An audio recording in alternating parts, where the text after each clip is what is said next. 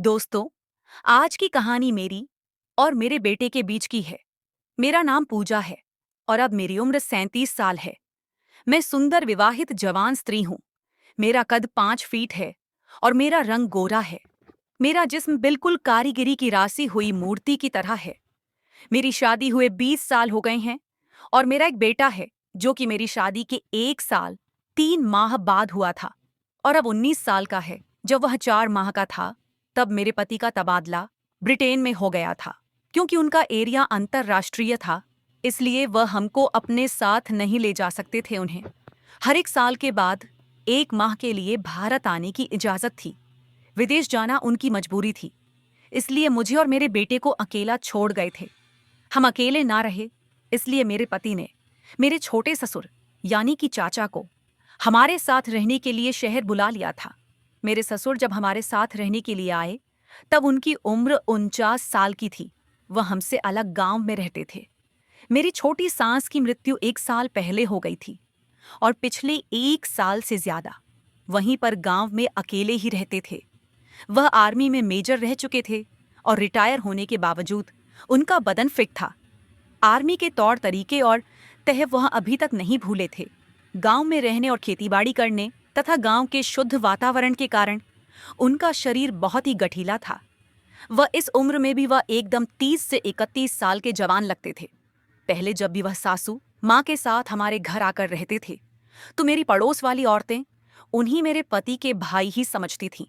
पति के जाने के बाद पिछले 9 माह से वह हमारे साथ ही रह रहे थे।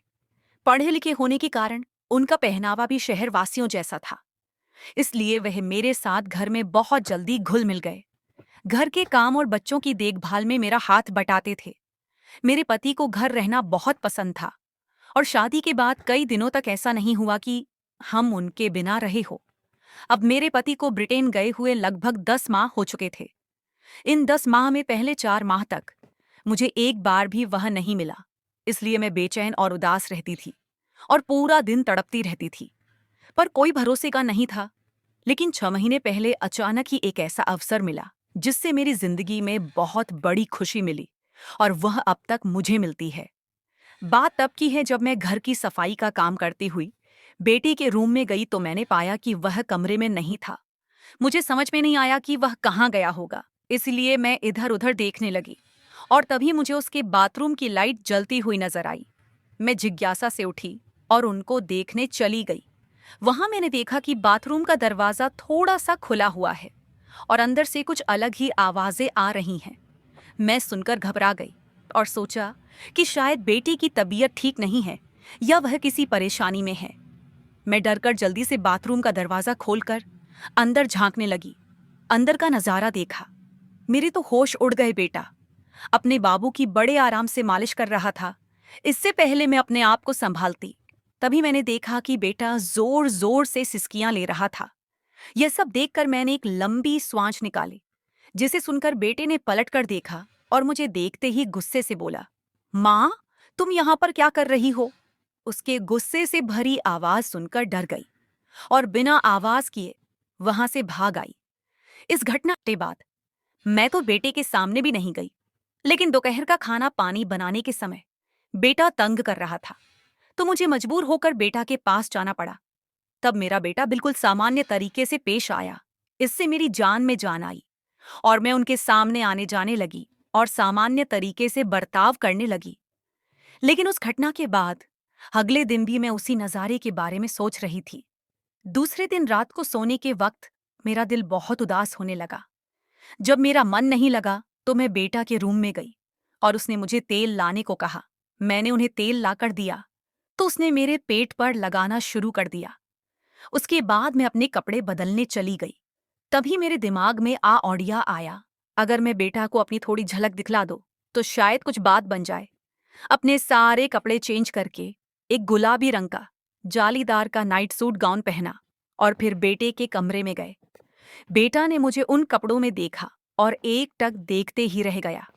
उसकी आंखों की चमक बता रही थी कि वह मेरे बिछाए हुए जाल में फंस जाएंगे। मुझे सिर्फ कुछ इंतजार करना पड़ेगा। और वह मुझे देखते ही एकदम स्थिर हो गया। फिर मैं धीरे धीरे अपने कमरे में चली गई।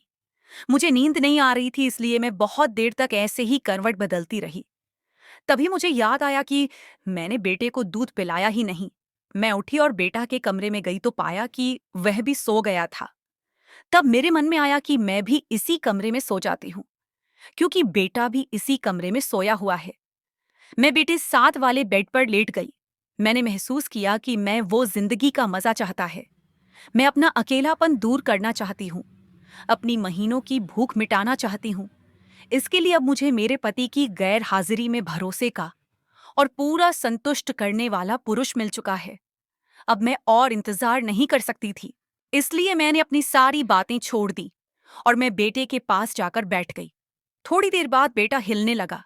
मुझे लगा कि उसका हाथ मेरे सर पर आ गया है और बेटा जाग गया है। उनकी इस हरकत से मैं थोड़ा घबराई। मेरी हालत पतली हो गई थी, मेरी सांस उखड़ रही थी, पर मैंने हिम्मत नहीं हारी।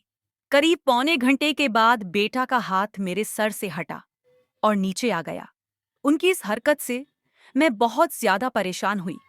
मुझे अभी मजा आना शुरू ही हुआ था कि बेटा उठकर बैठ गए और उनकी नींद खुल गई। उन्होंने मुझे झटके के साथ अलग कर दिया। फिर उन्होंने उठकर ही लाइट जलाई और खड़ा होकर मुझे देखने लगा। मैंने जवाब दिया, बेटा मैं तो वही कर रही थी जो तुम चाहते थे। बेटा बोला, मैंने ऐसा करने को कब कहा है?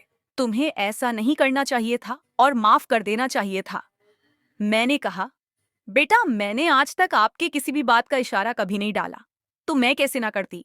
आपकी बेटा ने उत्तर दिया, अरे मैं तो नींद में और सपने में था, जिसमें यह सब तुम्हारी साथ कर रहा था, इसलिए मैंने ऐसा इशारा किया होगा। मैंने कहा, बेटा तो क्या हो गया?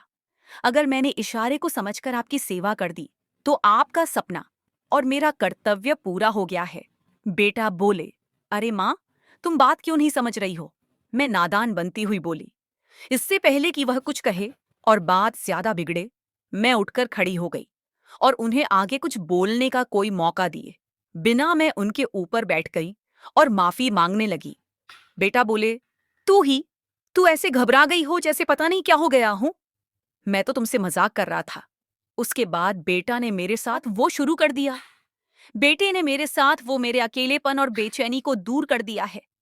बेटे ने मुझे महसूस ही नहीं होने दिया कि मेरा पति घर पर नहीं है। अब बेटा मेरे साथ एक दोस्त की तरह रहने लगा।